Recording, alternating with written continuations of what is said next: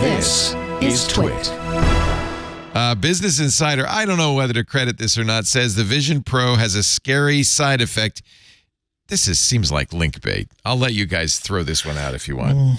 It may rewire our brains in some unexpected ways. There has been, the Air Force did studies on simulator sickness when they were training pilots in simulators, and they did say sometimes it takes as long as 24 hours to clear the effects, and that you shouldn't drive a vehicle.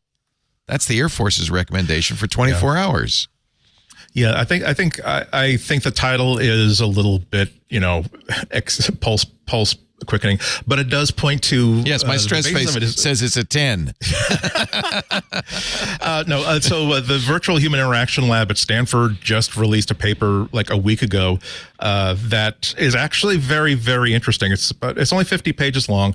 It's called "Seeing the World Through Digital Prism: Psychological Implications to Pass-Through Video Usage and Mixed Reality." So I'd like to see more of this. That doesn't get too interesting. Yeah, it's interesting because it mostly summarizes all the academic papers that have been put out in the past 10 years on the effects of mixed reality, whether it's existing MetaQuest, whether it's existing HoloLens or night vision glasses, where someone's entire version of reality is coming through some form of video. And it summarizes all the things that other researchers have come up with some anecdotal stuff that is very, very specifically labeled as anecdotal. Like they had like 11 people, including members of their own team, with MetaQuest and with HoloLens. Obviously, they did not have access to. It came out February 2nd, the day the Vision Pro came out. So.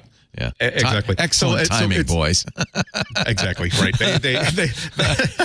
They're trying to sell T-shirts too, I'm sure. Yeah. But it's a good way. It's very valuable, I thought, because it gives you a good background as the sort of things they're going to have to keep an eye on. The conclusion per se they make isn't that, oh my God, we should ban the Vision Pro before it turns us all into cross-eyed people like in The Jerk with the optograb lens in the middle of their noses. But it is saying that that this is pretty well documented, that if you put somebody into a distorted version of reality, whether it is let me read it actually. Let me read the actual conclusion. We conclude that the pass-through experience can inspire awe and lends itself to many applications, but will also likely cause visual after effects. We've heard anecdotal stories from a lot of Vision Pro users that happens. Lapses in judgments of distance, induce simulator sickness, and this is an interesting point they add, interfere with social connection. We recommend caution and restraint for companies lobbying for daily use of these headsets and urge scholars to rigorously and longitudinally study this phenomenon. I think there's nothing wrong with academics saying, "Hey, we don't know a lot about this thing. Right. We should study it." And there is absolute truth in that. I think that particular web story is a little hyperbolic beyond the headline, but I think that we could all agree, and I've seen it. I mean, I've seen some people complain about visual effects. For sure, after, it's not true anymore, but in the first week that I used this, just as with the Quest, actually, after you take it off, every 2D like computer monitor, your brain is like, oh, that's probably in 3D. I'll process that. And you're like, no, brain, don't do that. And everything looks a little weirdly not 3D for a while. But after a few days, our brains are just so good at this. I don't get that effect anymore. I don't have that effect. There's something in the story that I want to point out just because it made me roll my eyes so much, which is they're like, oh, it's got this ability to do erasure where it takes things that are in your world and it takes them out.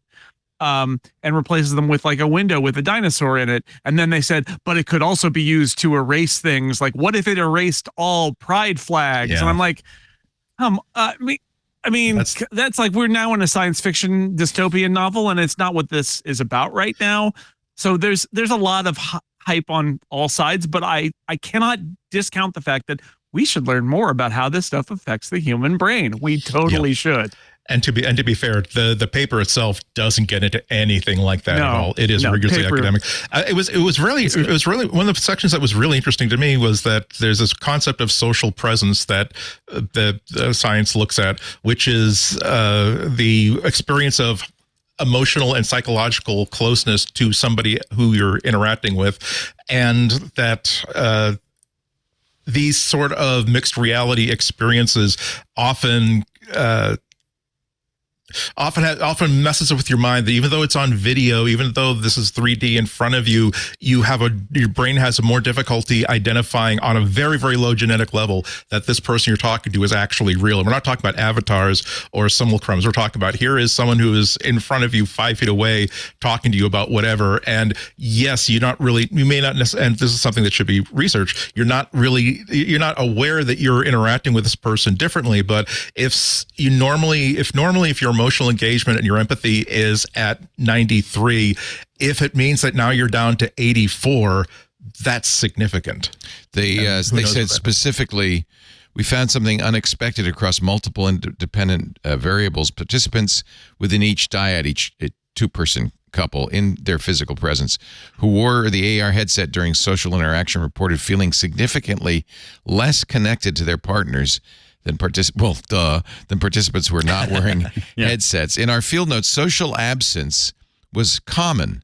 People in the real world simply felt less real, especially for strangers. People appeared distant and blended into the background.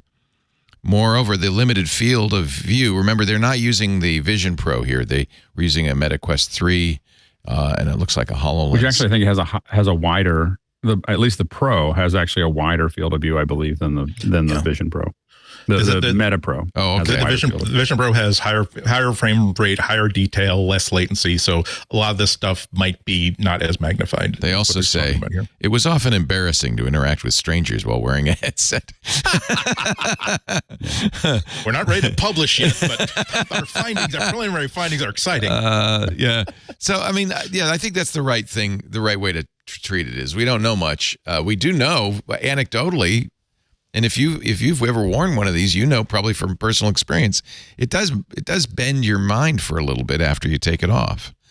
Yeah, it's always interesting. Like years ago, I had this idea that, gee, for thousands of years, the history of written language, we've only written with the tool that we've used to write language with was one-handed. A stylus, a pen, something like that, and then the typewriter, and then the computer keyboard came along, and suddenly we're using both hands. Did that in any way affect how people form their thoughts and how they communicate through keyboards? Because now they're using the most, I was on this for a few months, and I found the right psychologist and the right scientist to take a look. I said, yeah, we looked at that a while ago, and it's nothing. But nonetheless, we're always afraid of like finding out years and years and years later that, so if you are playing hockey or any other contact sport, even any sort of a head hit is really, really bad and dangerous. What do we wish we had known before this became something that would become almost difficult, almost impossible to get rid of? Yeah, and as Out of Sync is saying in our Discord, even corrective eyeglasses rewire your brain somewhat to see the world differently. For sure, right? Anybody who's worn, like, I actually brought this up in I think maybe in my review, or maybe it was in a first look, how we get trained and our brains get trained. So like if you wear progressives, I have progressives that I wear. These are my computer glasses, but it's where there's reading at the bottom and distance at the top. You put them on, and I first wore them a couple years ago. It's weird, right? Because you can read in part of your vision and not. Yeah. But very quickly, your brain knows if you're reading, just tilt your head a little bit. And in the same thing in the Vision Pro, what I found is that, especially with iPad apps where the touch target or the target is smaller, if it's in the corner of my vision, I can't be as precise on the Vision Pro, because at the edge it seems less precise and the iPad targets are less precise. And I noticed that week 1. In week 2, what I've noticed is I just move my head a little bit and then I get the right target. And so that's a part of this too, is our brains get rewired, and it can be good, it can be bad.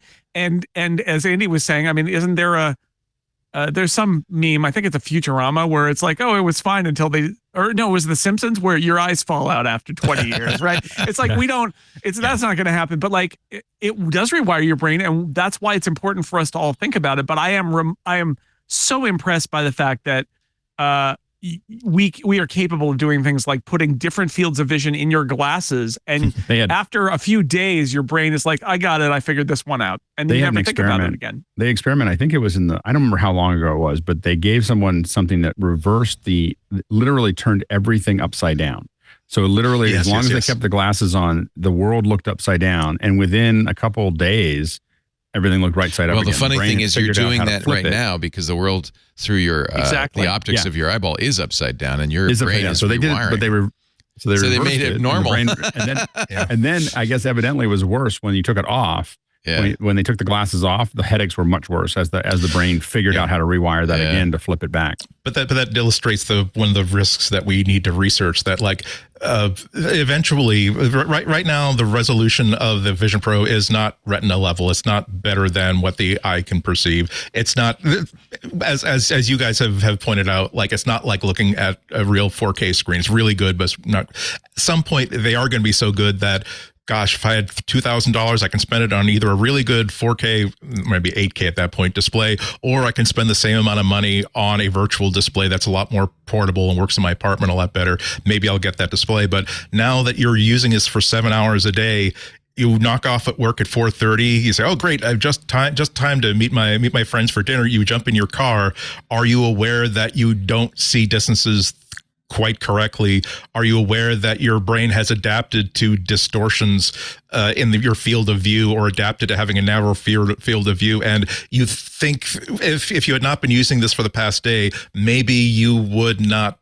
Maybe you wouldn't have come so close to that person on the bicycle. That's the sort of thing. The question that needs to be asked. As someone who wears glasses that aren't like super wraparound or anything else, I find that the field of view of the Vision Pro is not much different than my day-to-day life. Because there's a whole section of of the world that I don't really think about. My brain does. I can still see it, but my brain doesn't process that because it's outside of the glasses. And so I think that's a little bit of it. I do think that oftentimes.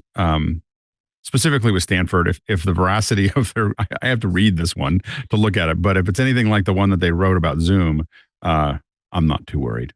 Like the Zoom one was so bad and so off that they wrote this long one near the beginning of COVID or whatever about Zoom, and it was, as someone who's done this for so long, it was just like having a child explain an aircraft. It was just, and I was just like, what are you talking about? And so I think that the only way we're going to know, unfortunately, is to do it. And, and the thing we have to remember is that we change things all the time. We were talking about earlier about we only wrote with one hand. Well, 99% of the world didn't read or write until 100 years ago. So like it was, so we just remember that it, as the human race, there's a lot of things, like one of the things that there was a study that I was looking at early on when I was doing research, and they were talking about how people who grow up in rural cultures, in Africa and in other places, oftentimes process a lot more data than folks that grow up in the city, because in the city we've learned over time to not pay attention to things. Like and for them, if you don't pay attention to everything, there might be something in the forest that might kill you, and so as a result, they have a tendency to pick up, and lots of details in design and so on and so forth, but they pay a lot of attention to their environment because it's life or death, and in the city, again, there's a lot of controls. And so I think we're constantly adjusting to all of those things. And none of this, and none of this is nearly as dangerous as corn syrup. And we've decided that's okay. Wow. Tie that all up. Yes, that does. Let me tell you, everybody listening in Nebraska is very mad at you now, Alex. I know they're mad, but man, corn syrup is so bad for you. And it's in everything. That's okay. It kills we welcome our brand new sponsor, Cairo syrup. Oh my God. Oh no. Oh God, yeah, remember? You actually used to be able to just buy Cairo syrup. I guess you probably still can. Still can? That's how you make fudge, right? You need Cairo syrup. Corn syrup. In the Renegade Badlands, you can, yes. Oh my God. Crisco and Cairo, man, that's my diet. Hey, it's Leo Laporte. If you enjoyed this little snippet of our programming, make sure you check out the full MacBreak Weekly. The link is right down there.